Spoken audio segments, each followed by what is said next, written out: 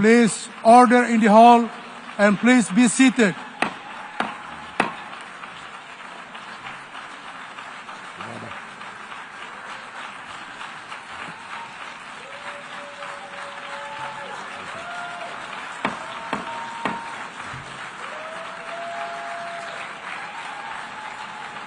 Please order in the hall.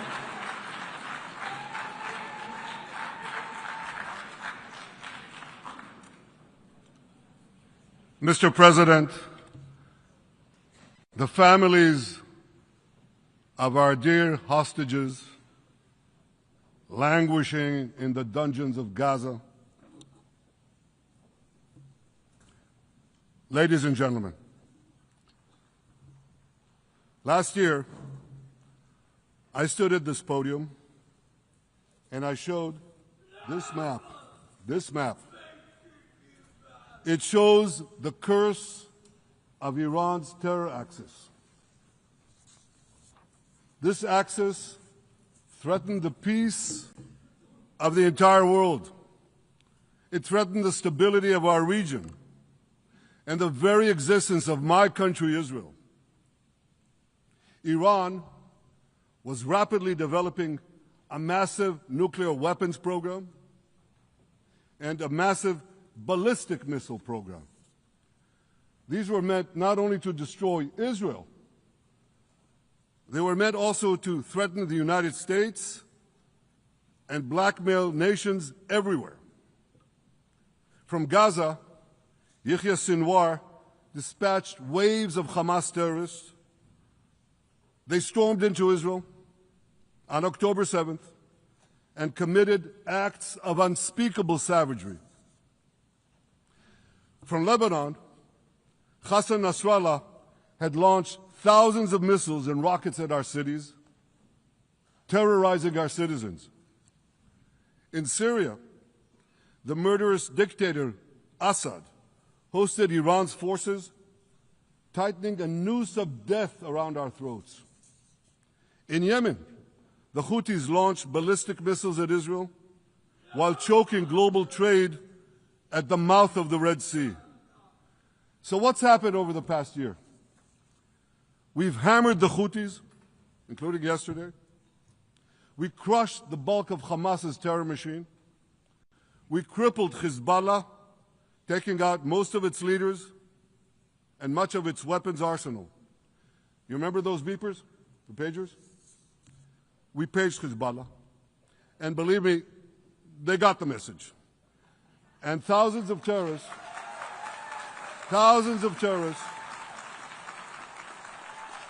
dropped to the ground. We destroyed Assad's armaments in Syria. We deterred Iran's Shiite militias in Iraq.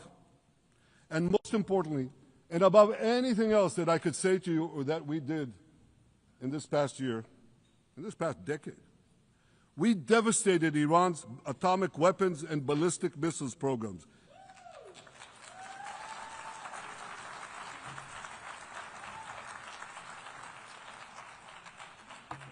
So here's where things stand today. Half the Houthi leadership in Yemen, gone. Yahya Sinwar in Gaza, gone. Hassan Nasrallah in Lebanon, gone. The Assad regime in Syria, gone. Those militias in Iraq, well, they're still deterred. And their leaders, if they attack Israel, will also be gone. And for Iran's top military commanders and its top atomic bomb scientists, well, they're gone too.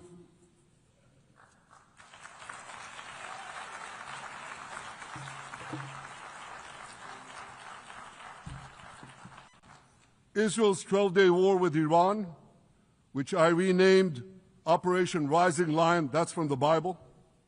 This 12-day war will go down in the annals of military history. Our daring pilots neutralized Iran's missile defenses and took control of the skies over Tehran. And you saw this. Israeli fighter pilots and American B-2 pilots bombed Iran's nuclear enrichment sites. I want to thank President Trump for his bold and decisive action.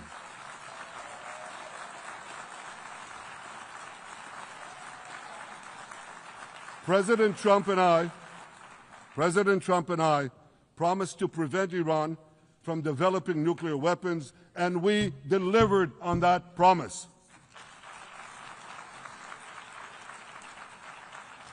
We removed an existential threat to Israel, and a mortal threat to the civilized world. We lifted a dark cloud that could have claimed millions and millions of lives. But, ladies and gentlemen, we must remain vigilant. We must remain absolutely clear-minded and vigilant. We must not allow Iran to rebuild its military nuclear capacities. Iran's stockpiles of enriched uranium, these stockpiles must be eliminated. And tomorrow, UN Security Council sanctions on Iran must be snapped back.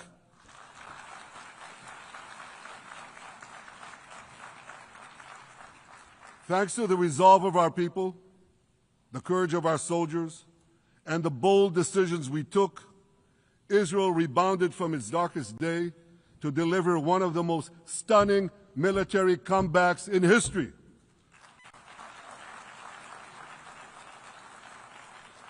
But we're not done yet. The final remnants of Hamas are holed up in Gaza City. They vow to repeat the atrocities of October 7th again and again and again, no matter how diminished their forces. That is why Israel must finish the job. That is why we want to do so as fast as possible.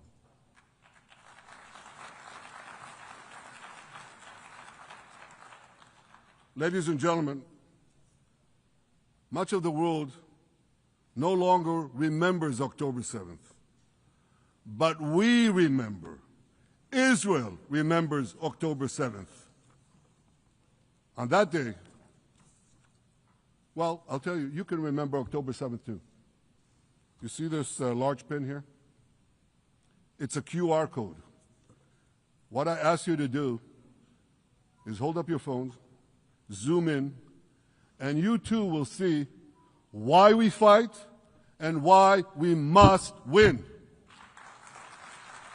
It's all in here. On October 7th, Hamas carried out the worst attack on Jews since the Holocaust. They slaughtered 1,200 innocent people, including over 40 Americans and foreign nationals from dozens of countries represented here. They beheaded men. They raped women.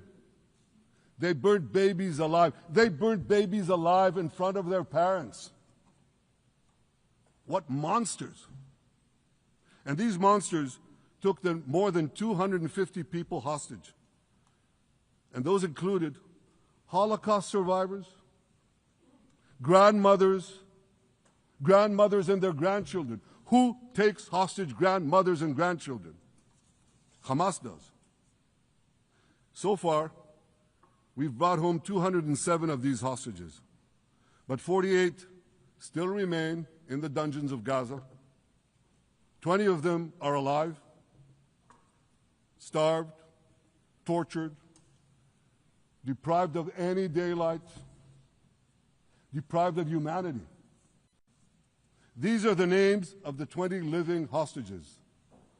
Matan Angrest, Gali and Zerv Berman, brothers, Elkanah Buchbot, Rom Braslavsky, Nimrod Cohen, Ariel and David Cunyo, another pair of brothers, Guy Gilboa Dalal, Eviatar David. You saw the picture of Eviatar David, emaciated, forced to dig his own grave. Maxim Herkin, Eitan Horn, Segev Kalfon, Bar Kupperstein, Omri Meran, Eitan Moore, Yosef Chaim Ochana, Alon Ohel, Avinatam O, and Matan Tsengalker. Now, ladies and gentlemen, I want to do something I've never done before. I want to speak from this forum directly to those hostages through loudspeakers. I've surrounded Gaza with massive loudspeakers connected to this microphone in the hope that our dear hostages will hear my message. And I'll say it first in Hebrew and then in English. אחינו הגיבורים, מדבר ראש הממשלה בנימין נתניהו. אני פונה עליכם מעל בימת האו"ם. לא שכחנו אתכם, אפילו לא לשנייה. העם כולו איתכם, ואנחנו לא נשקוט ולא נרפה עד שנחזיר את כולכם הביתה, החיים והחללים כאחד.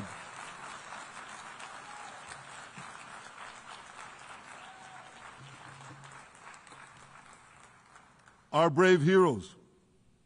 This is Prime Minister Netanyahu speaking to you live from the United Nations. We have not forgotten you, not even for a second. The people of Israel are with you. We will not falter and we will not rest until we bring all of you home.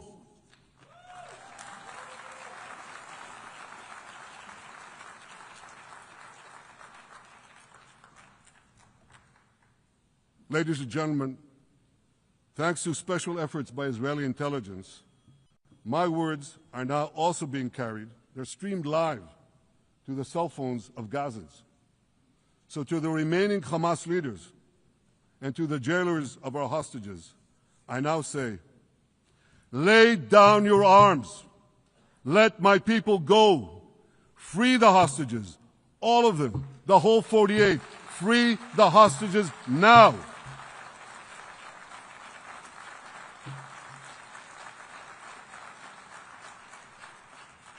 If you do, you will live. If you don't, Israel will hunt you down. Ladies and gentlemen, if Hamas agrees to our demands, the war could end right now. Gaza would be demilitarized, Israel would retain overriding security control, and a peaceful civilian authority would be established by Gazans and others committed to peace with Israel. And of course, you understand that the war in Gaza has affected every Israeli. But I'm sure there are people in New York or in London or in Melbourne and elsewhere who are probably thinking, what does all of this have to do with me? And the answer is everything. Because our enemies are your enemies. So let's do something else. So first at the UN, let's do a pop quiz. And raise your hand if you know the answer. Here's the first question. Who shouts death to America? Is it A, Iran, B, Hamas, C, Hezbollah, D, the Houthis, or E, all of the above? All of the above. Correct. All of the above. Second question. Who has murdered Americans and Europeans in cold blood? Is it A, Al-Qaeda, B, Hamas, C, Hezbollah, D, Iran, or E, all of the above? All of the above. Correct. Again. So here's the point I wanted to make. Our enemies hate all of us with equal venom. They want to drag the modern world back to the past, to a dark age of violence, fanaticism, and terror.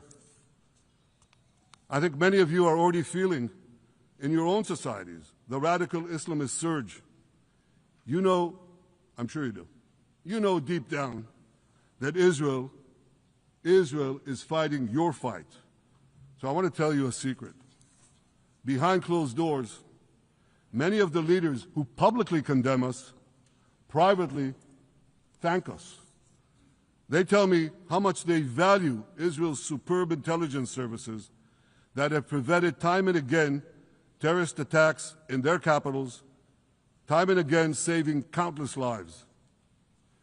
General George Keegan, former head of U.S. Air Force intelligence, once said, "If the United States had to gather on its own the intelligence that Israel gives us, we would have to establish 5 CIAs. 5 CIAs. This past June, when Israel struck Iran's nuclear facilities, German Chancellor Merz admitted the truth. He said, Israel is doing the dirty work for all of us.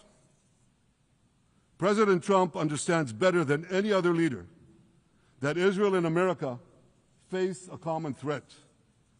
He showed the world that when Iran and its proxies murder Americans, take Americans hostage, shout death to America, burn American flags, and try to assassinate the President of the United States, not once, but twice. He showed them there is a price to pay for all that.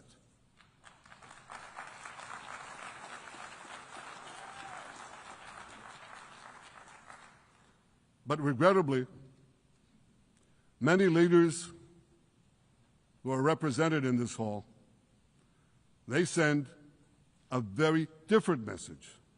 Sure, in the days immediately following October 7th, many of them supported Israel. But that support quickly evaporated when Israel did what any self-respecting nation would do in the wake of such a savage attack. We fought back. Now just imagine, just sit back for a second and imagine an attack against America proportioned to the attack against Israel on October 7th. Imagine a regime, a terror regime, dispatching thousands of terrorists to invade the United States. They massacre 40,000 Americans. They take 10,000 Americans hostage. What do you think America would do? You think America would leave that regime standing? You don't think that. No way, not a chance. The United States would wipe out that terror regime and ensure that such savagery would never threaten America again. This is precisely what Israel is doing in Gaza. We're wiping out the terror regime of Hamas and ensuring that this savagery will never threaten Israel again. That's what we are doing. That's what any self-respecting government would do.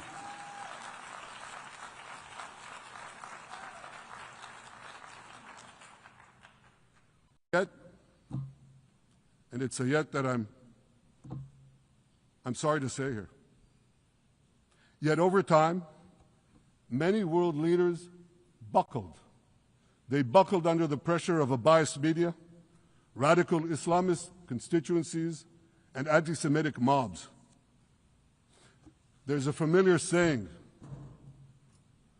when the going gets tough, the tough get going. Well, for many countries here, when the going got tough, you caved. And here's the shameful result of that collapse.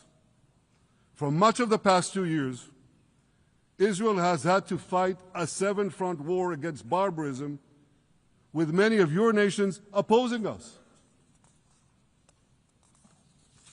Astoundingly, as we fight the terrorists who murdered many of your citizens, you are fighting us.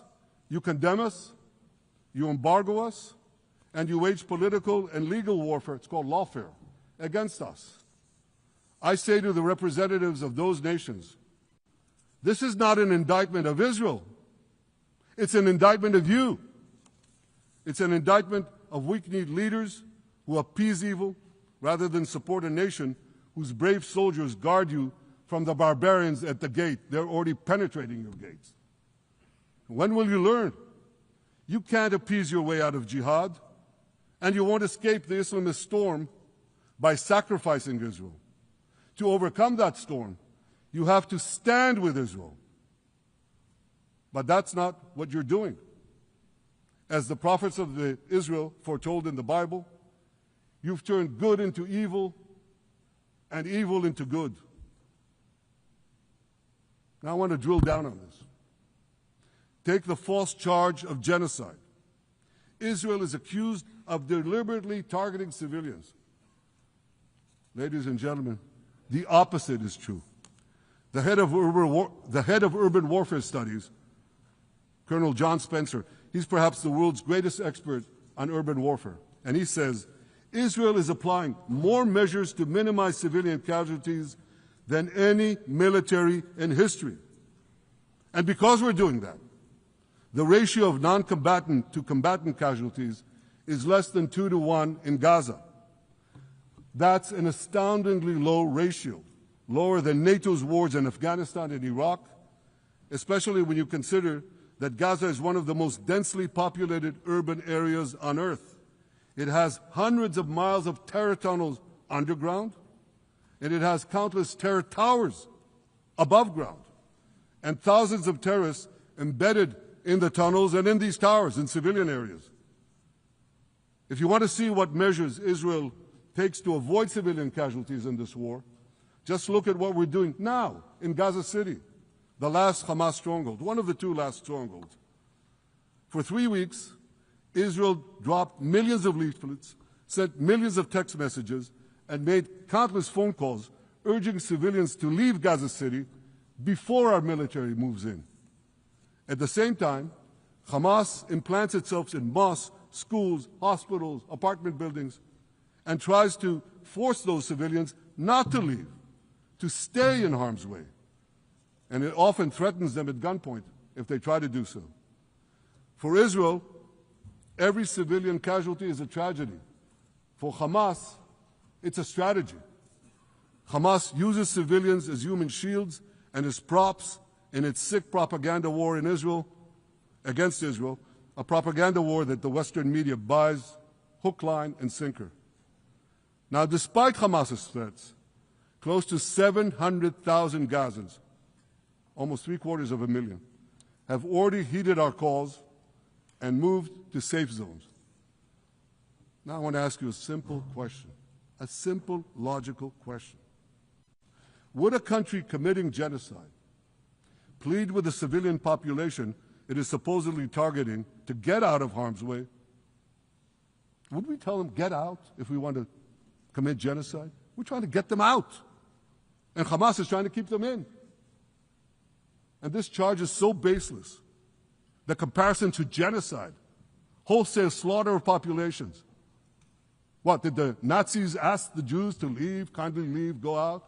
Did others, you want me to name all the genocidal leaders of history? Just go one by one. Did anyone do this? Did they say, get out so we can come in? Of course not. So the truth has been turned on its head. Hamas, a genocidal terrorist organization whose charter calls for the murder of all Jews on the planet. This genocidal organization is given a pass. It's barely mentioned. While Israel, which does everything it can to get civilians out of harm's way, Israel is put in the dock. What a joke. You want to hear another one? Israel is accused of deliberately starving the people of Gaza when Israel is deliberately feeding the people of Gaza. Since the beginning of the war, Israel has let into Gaza more than 2 million tons of food and aid. That's 1 ton of aid for every man, woman, and child in Gaza. Nearly 3,000 calories per person per day. Some starvation policy. If there are Gazans who don't have enough food, it's because Hamas is stealing it. Hamas steals it, hoards it, and sells it at exorbitant prices to fight its war machine. Last month, even the UN, not exactly a supporter of Israel. You're supposed to laugh, by the way. Last month, even the UN admitted that Hamas and other armed groups looted 85% of the trucks. That's why you have deprivation. Those who peddled the blood libels of genocide and starvation against Israel are no better than those who peddled blood libels against the Jews in the Middle Ages when they falsely accused us of poisoning wells, spreading plague, and using the blood of children to bake Passover matzahs.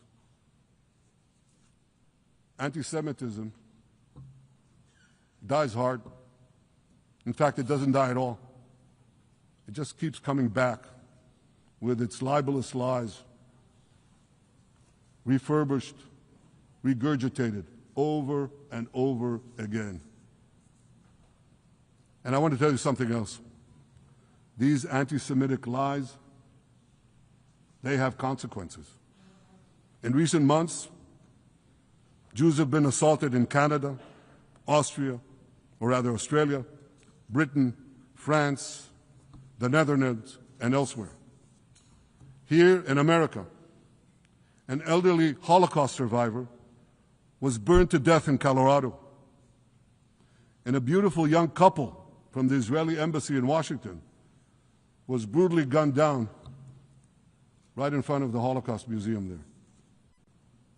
Thankfully, President Trump's administration is forcefully fighting the scourge of anti-Semitism, and every government here should follow its lead.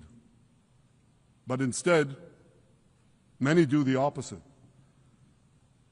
They actually reward the worst anti-Semites on earth. This week, the leaders of France, Britain, Australia, Canada, and other countries unconditionally recognized a Palestinian state. They did so after the horrors committed by Hamas on October 7th. Horrors praised on that day by nearly 90% of the Palestinian population. So let me say that again. Nearly 90% of Palestinians supported the attack on October 7th. It's not supported only, they celebrated it.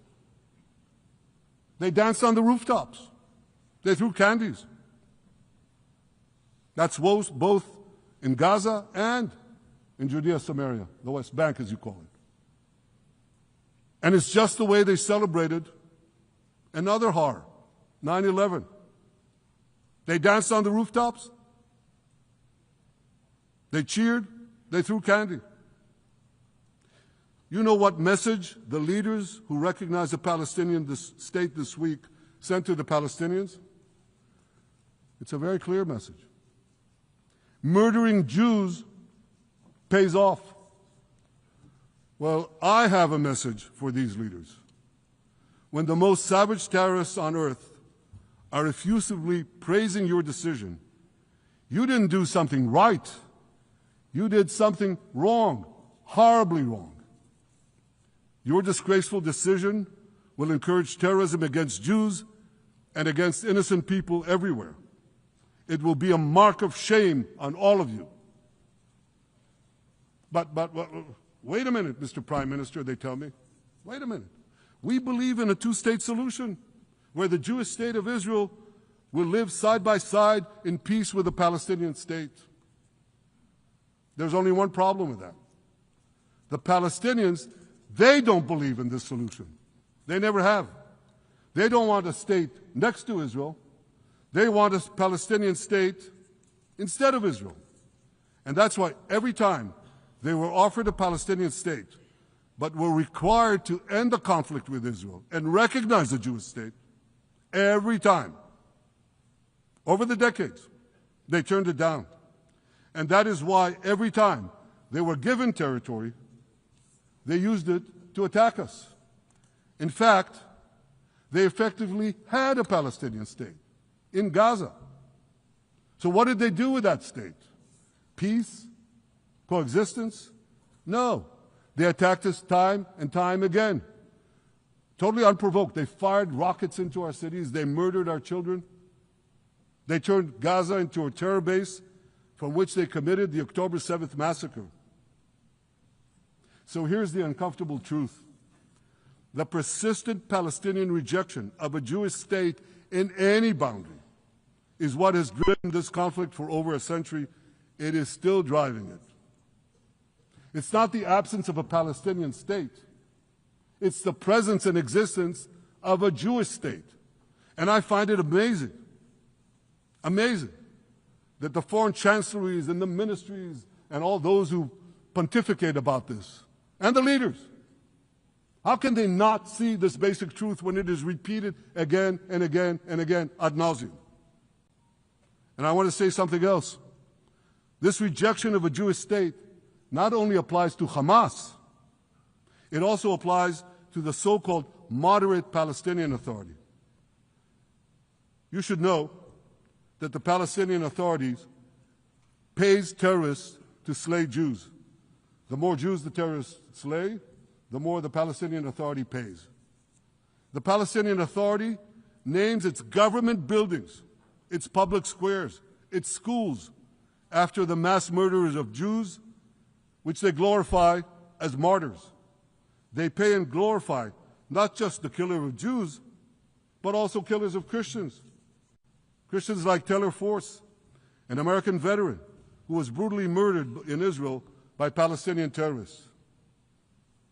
But, that I hear from the Western leaders.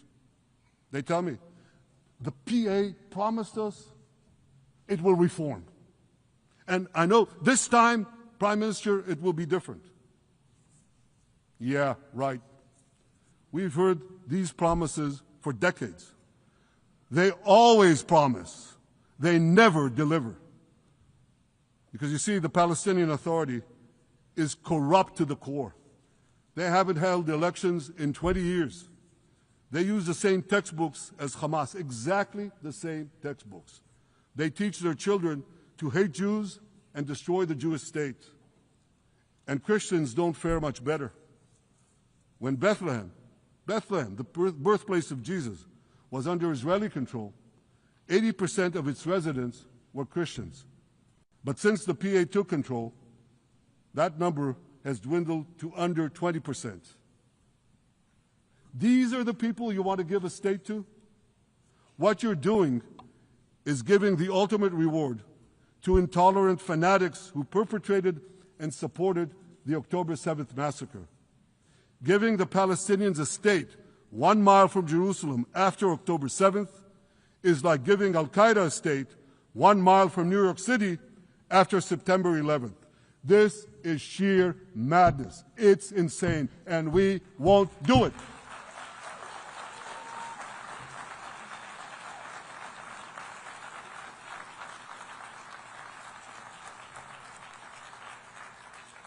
So here's another message to those Western leaders. Israel will not allow you to shove a terror state down our throats. We will not commit national suicide because you don't have the guts to face down a hostile media and anti-Semitic mobs demanding Israel's blood. And I want you to grasp something else, which is also distorted in the media. I say this not only in my name or the name of my government, but on behalf of all the people of Israel. Last year there was a vote in the Knesset, our parliament, whether or not to oppose the imposition of a Palestinian state. You want to guess what the results were? Out of 120 members of our parliament, 99 voted against and only 9 supported. That's over 90%. It's not a fringe group. It's not the prime minister who himself is extreme or he's held hostage by extreme parties to his right. It's over 90% of Israelis. My opposition to a Palestinian state is not simply my policies or my government's policy. It's the policy of the state and people of the State of Israel.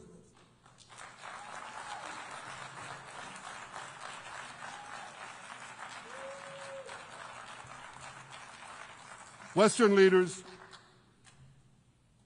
may have buckled under the pressure. And I guarantee you one thing, Israel won't. Israel's victories over the Iranian... Thank you, I know you won't too, that's good.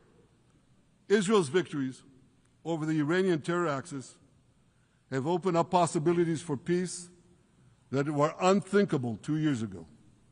Take Syria. For decades, the very idea of peace between Israel and Syria seemed unimaginable. Well, no more. Today, we have begun serious negotiations with the new Syrian government. I believe an agreement can be reached that respects Syria's sovereignty and protects both Israeli security and the security of the minorities in the region, including the Druze minority. From the founding of Israel, Jews and Druze have been brothers in arms. We have fought together, we've bled together, we built our lives together.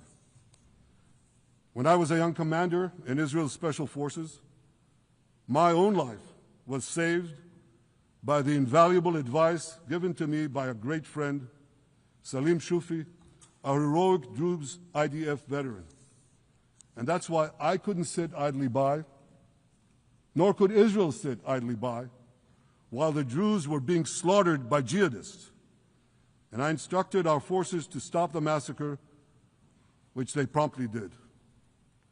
Peace between Israel and Lebanon is possible as well. I call on the Lebanese government to also begin direct negotiations with Israel. I commend it for its declared aim to disarm Hezbollah. But we need more than words. If Lebanon takes genuine and sustained action to disarm Hezbollah, I'm sure we can achieve a sustainable peace. Of course, until that happens, we will take whatever action we need to defend ourselves and to maintain the conditions of the ceasefire which was established in Lebanon. Our goal is not merely to monitor Hezbollah's actions, but to prevent them from violating the ceasefire and attacking us at any time. But I'm sure that if the Lebanese government persists in its goal of disarming Hezbollah, peace will come very speedily and very readily. Victory over Hezbollah has made peace possible with our two Arab neighbors in the north. Victory over Hamas will make peace possible with nations throughout the Arab and Muslim world. Our victory would lead to a dramatic extension and expansion of the historic Abraham Accords, which President Trump brokered between Arab leaders and myself 5 years ago. And I took note, as I'm sure you did too, of the encouraging words spoken here by the President of Indonesia. This is the country with the largest Muslim population of all nations. And it's also a sign of what could come. Forward-looking Arabs and Muslim leaders know that cooperating with Israel will provide them with groundbreaking Israeli technologies, including in medicine and science, in agriculture and water, in defense and AI, and so many other fields. I believe that in the coming years, the Middle East will look dramatically different. Many of those who wage war on Israel today will be gone tomorrow. Brave peacemakers will take their place. And nowhere will this be more true than in Iran. The long-suffering Iranian people will regain their freedom. They will make Iran great again. And our two ancient peoples,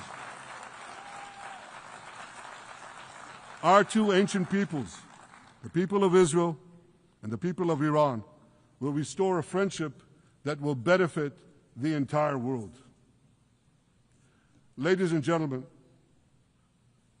the horrors that happened on one dark day, October 7th, those horrors happened countless times during the centuries of my people's exiles among the nations. Jewish blood was cheap. Jews were killed with impunity. We had to beg others to defend us. The rise of Israel did not mean that the attempts to destroy us would end. It meant that we could fight back against those attempts. And that is exactly what Israel has done since October 7th. Our sons and daughters fought like lions. Our brave soldiers donned their uniforms and rushed into battle. They were armed with the dreams of the 100 generations of Jews who came before them. The dream of living as a free people in the land of Israel, our beloved homeland for more than 3,000 years. the dreams of living in our own independent state, the dream of having an army to defend ourselves, and the dream of being a light unto the nations, a beacon of progress, ingenuity, innovation for the benefit of all humanity. On October 7th, the enemies of Israel tried to extinguish that light. 2 years later, the resolve of Israel and the strength of Israel burned brighter than ever. With God's help, that strength and that resolve would lead us to a speedy victory and to a brilliant future of prosperity and peace. Thank you very much.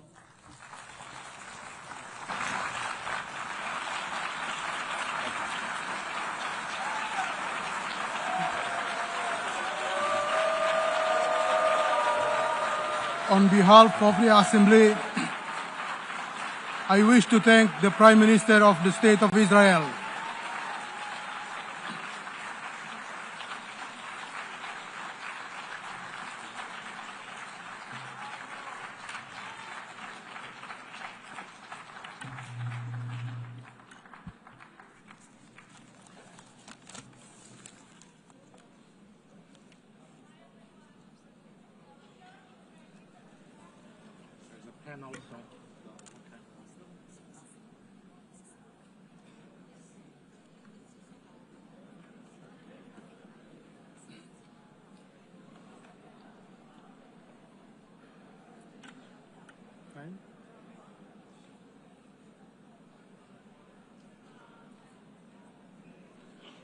The Assembly will now hear an address by His Excellency Muhammad Shehbaz Sharif, Prime Minister of the Islamic Republic of Pakistan.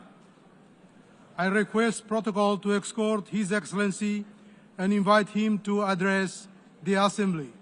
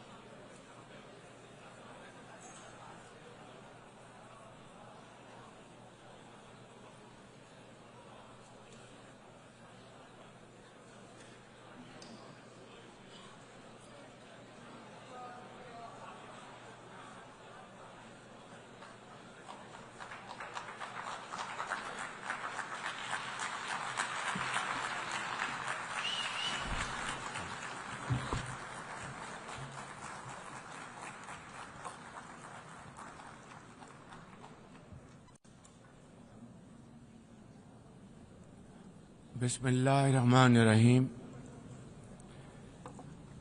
लैसल Birra अन तवल्लु वजूहकुम क़िबलल मशरिक़ी वल मग़रिबी वलाकिन्नल बिर्रा मन आमना बिल्लाहि वल यौमिल आखिर वल मलाइकति वल किताबि one नबिय्यीन व आतल माला अला हुब्बिही ज़विल क़ुर्बा वल यतामा والمساكين وابن السبيل والسائلين في الركاب وأقام الصلاة وآتى الزكاة والمؤفون بعهدهم إذا عاهدوا والصابرين في البأساء والضراء وحين البأس أولئك الذين صدقوا وأولئك المنفقون.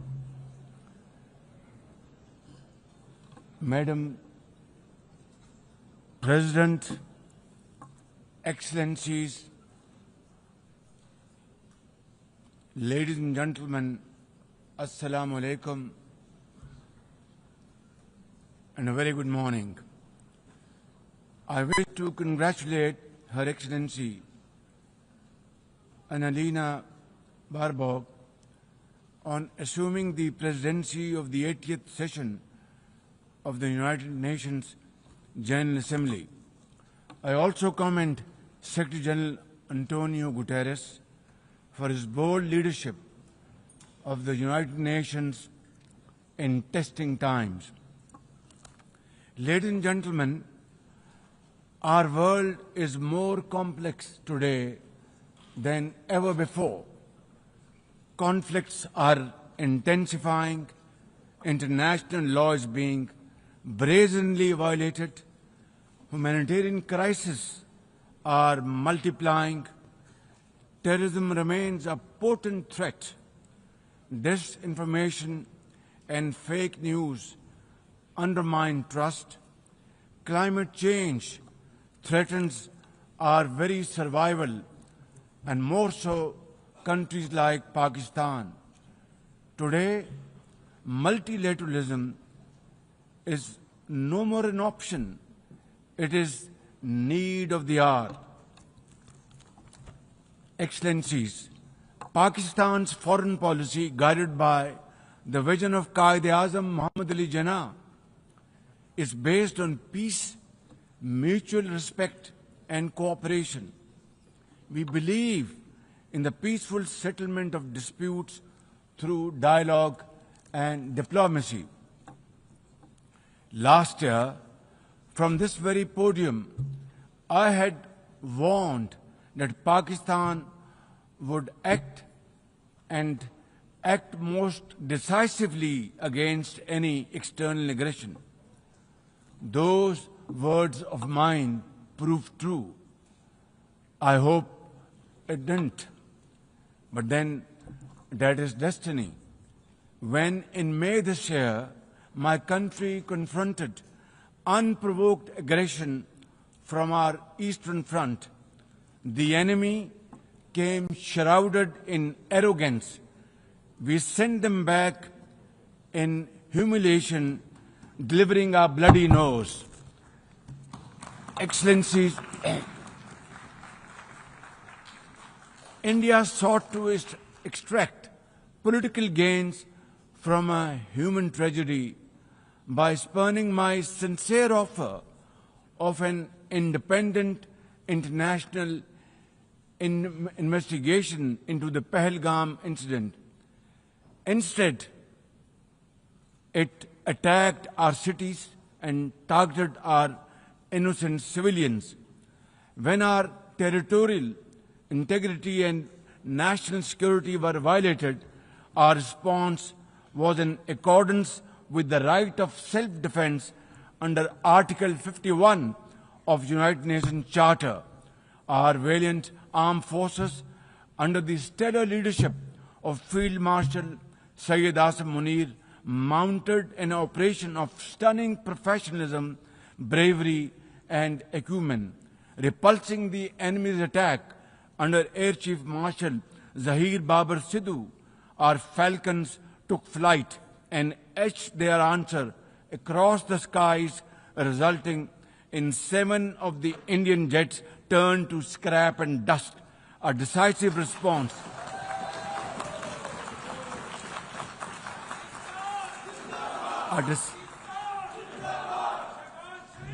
A decisive response to the aggressor that will echo through the annals of history.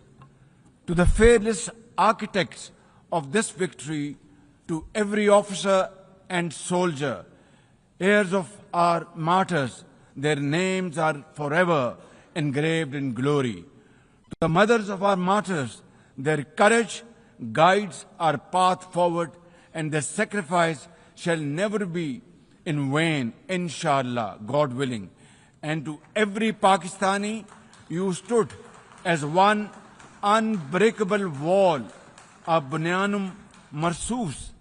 Excellencies, though in a position of strength, Pakistan agreed to a ceasefire facilitated by President Donald Trump's bold and visionary leadership. We express our deep appreciation to him and his team for their active role in bringing about the ceasefire. President Trump's efforts for peace helped avert a more threatening war in South Asia. Had he not intervened timely and decisively, the consequences of a full-fledged war would have been catastrophic. Who would have lived to tell what happened? And therefore, in recognition of President Trump's wonderful and outstanding contribution to promote peace in our part of the world, Pakistan nominated him for Nobel Peace Prize. And I think this is the least we could do for his love for peace, and I think truly he's a man of peace. Ladies and gentlemen, we're also grateful to our friends and partners, including China, Turkey, Saudi Arabia, Qatar, Azerbaijan, Iran, UAE, and of course, UN Secretary General for extending their diplomatic support to Pakistan at this crucial time. Excellencies, we have won the war, and now we seek to win peace in our part of the world. And this is my most sincere and serious offer before this August Assembly of the World Nations. Pakistan stands ready for a composite, comprehensive and result-oriented dialogue with India on all outstanding issues. South Asia requires, ladies and gentlemen, proactive rather than provocative leadership. India's unilateral and illegal attempt to hold the Indus Water Treaty in abeyance defies the provisions of the treaty itself as well as the norms of international law. Pakistan has made it abundantly clear, and let there be no doubt once again in anybody's mind, as I said last year in this hall, from this podium, we will definitely and ardently defend, inshallah, the inseparable right of our 240 million people on these waters. To us, any violation of this Indus Treaty represents an act of war. Ladies and gentlemen, through this august House, I wish to assure the Kashmiri people that I stand with them. The people of Pakistan stand with them. And one day soon, inshallah, India's tyranny in Kashmir will come to a grinding halt. Kashmir will gain its fundamental right to self-determination through an impartial plebiscite under the auspices of this very organization, United Nations. Excellencies, the plight of the Palestinian people is one of the most heart-wrenching tragedies of our times. This prolonged injustice is a stain on the global conscience and our collective moral failure. For nearly 80 years, the Palestinians have courageously endured Israel's brutal occupation of their homeland. In the West Bank, each passing day brings new brutality, illegal settlers who terrorize and kill with impunity, and nobody can challenge them and question them. And in Gaza, Israel's genocidal onslaught has unleashed unspeakable terror upon women and children in a manner we have not witnessed in annals of history. In blind pursuit of its nefarious goals, the Israeli leadership has unleashed a shameful campaign against the innocent Palestinians, which history will always remember as one of its darkest chapters. But speak we must, Madam President, we must speak and speak loud and clear. Our words are too little, too late for Hind Rajab, a child, nay, a little baby. We have all heard her trembling voice on that phone call, which little Hind made as she struggled to stay alive under Israeli onslaught and atrocities. Can you imagine that little girl, Hind Rajab, as if she was our daughter? Can you imagine not having the compassion to spare her life? My agony and the agony of the entire Muslim Ummah, indeed, I think, the agony of all the nations on the planet is that we failed Hind Rajab, and she will not forgive us in this world and the world hereafter. As they say, ladies and gentlemen, the smallest coffins are the heaviest to carry. I, for one, would know, for I too carried the tiny coffin of a 7-year-old Irtiza Abbas during the recent confrontation with India. He was only 6 years old. Therefore, we cannot and we must not fail these children of Gaza or any child anywhere in the world.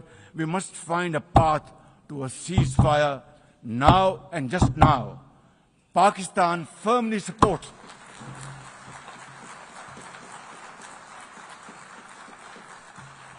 Ladies and gentlemen, Pakistan firmly supports the demand of the Palestinian people for the establishment of a sovereign Palestinian state with pre-1967 borders and Al-Quds Sharif as its capital. Palestine can no longer remain under Israeli shackles. It must be liberated, and liberated with full commitment and with full force.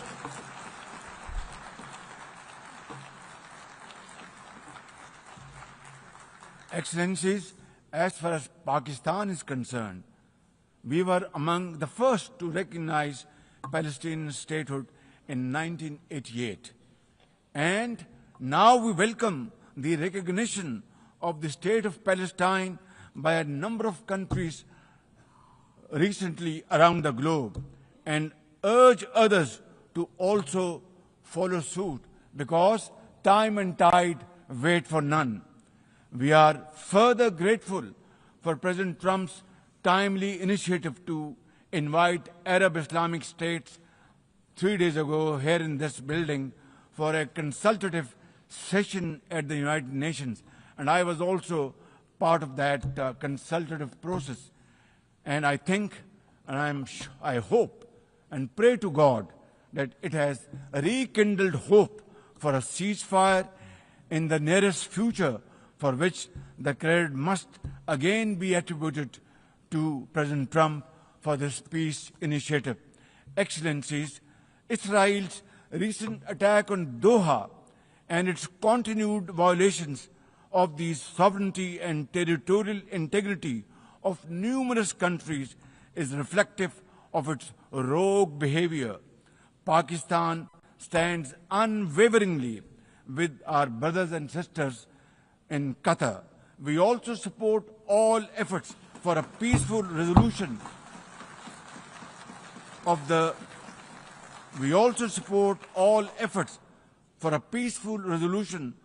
Ukraine conflict in line with the UN Charter to end human sufferings and global turmoil caused by this protracted war.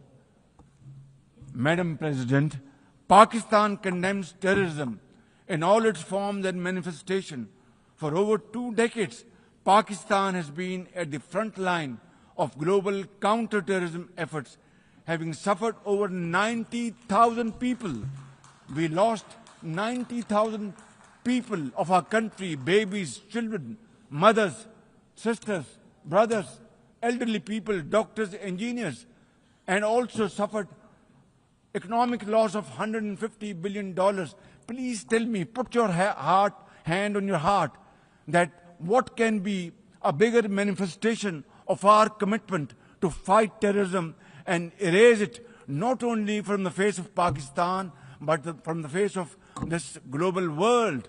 And I believe a man killed in New York is a man killed in Lahore, a man killed in Islamabad is a man killed in London. It's a global village. So I think unless and until terrorism is defeated hands down, this world will not be a peaceful place to live. And for that, Pakistan's sacrifices are probably the biggest around the globe. It must be respected and appreciated, because we are a bulwark. Had these terrorists not been encountered by us, they would have been roaming on the streets of New York and London and God knows Far East. So I think this is our humble contribution, not only for the people of Pakistan, but the people all over the world. Today we face externally sponsored terrorism, particularly from foreign-funded groups such as the TTP, Fitna al-Khawarij, Fitna al-Hindustan, BLA, and its Majid Brigade.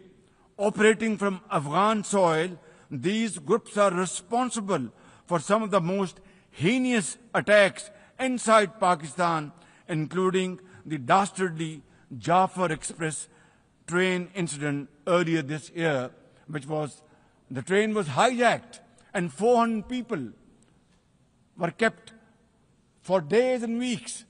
And mercifully, by Allah Almighty's grace, our armed forces and law enforcing agencies were able to recover them. Now, as an immediate neighbor and a brotherly country of Afghanistan, Pakistan has a direct stake in a peaceful Afghanistan. We believe that the key to development and prosperity lies in regional stability and connectivity.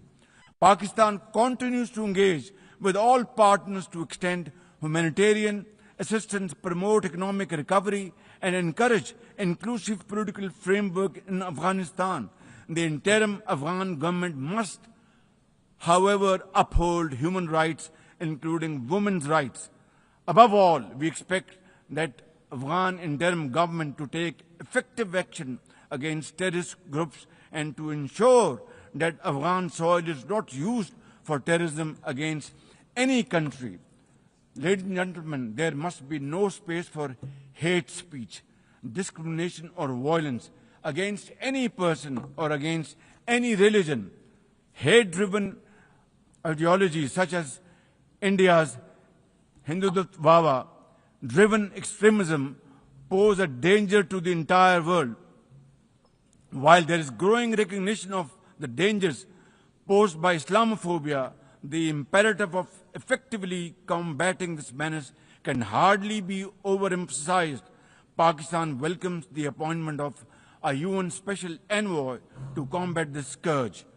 Ladies and gentlemen, while we are confronted with the climate crisis, it demands the most urgent collective action. In 2022, Pakistan faced massive floods of humongous proportions that caused huge losses amounting to $34 billion and many valuable lives lost.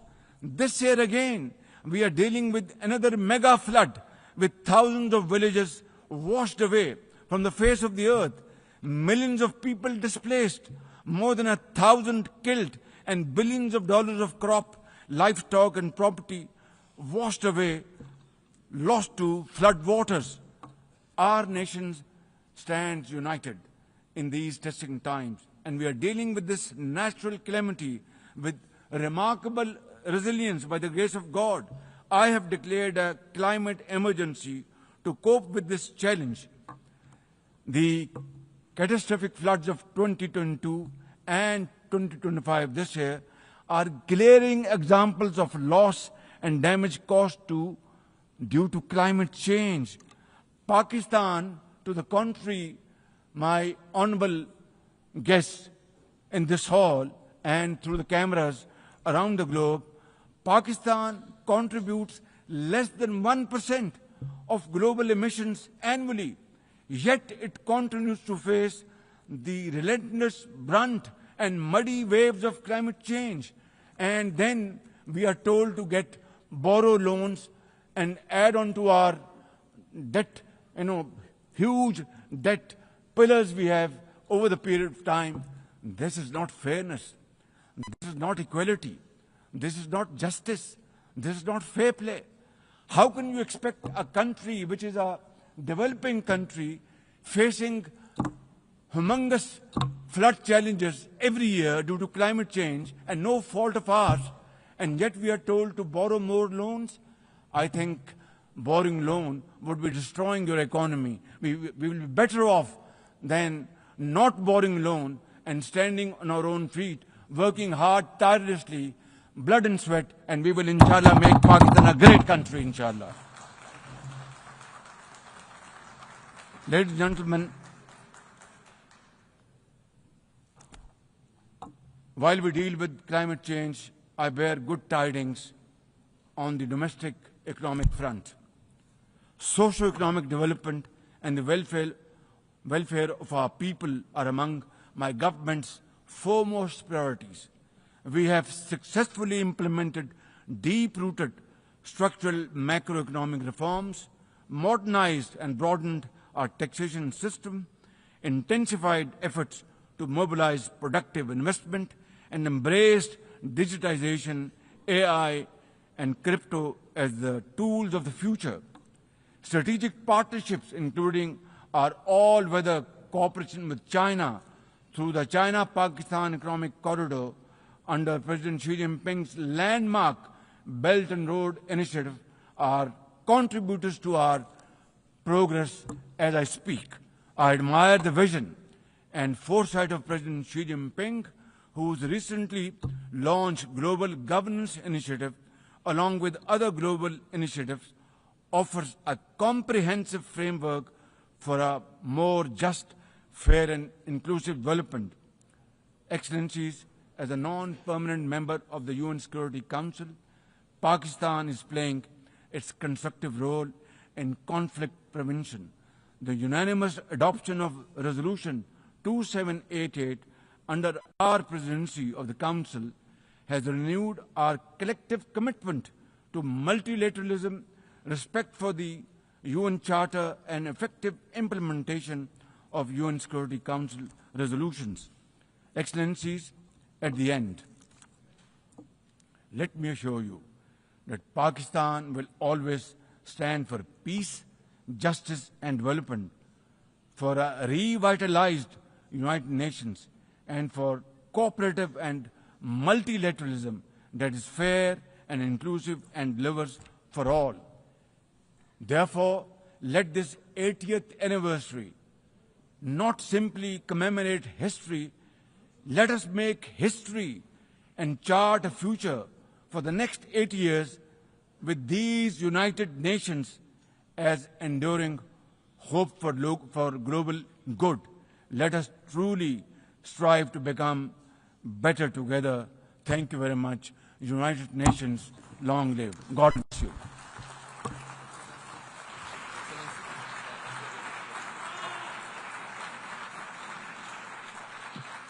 On behalf of the Assembly, I wish to thank the Prime Minister of the